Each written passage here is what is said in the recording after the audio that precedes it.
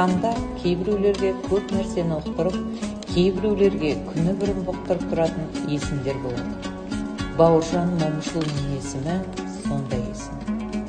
Бәукең есімі қазақ үшін ерлік пен елдіктің ұрандай.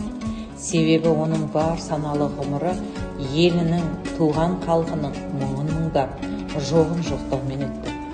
Ерді ісінен танып, Бауыржан Момышұлы да ел басына күн туған ұлы отан соғысы кезінде батырлығымен, көшбасшылығымен, дарындылығымен дараланып көрінді.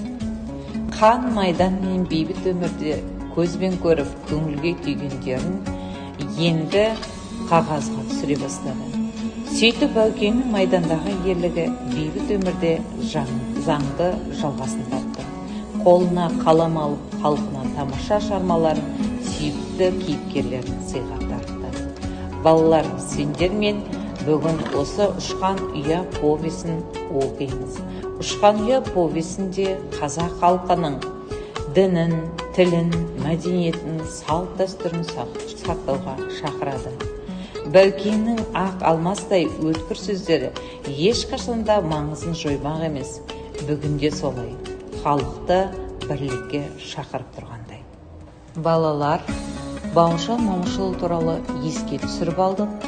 Олай болса, келесі кезекті тапсырмаларға берейік.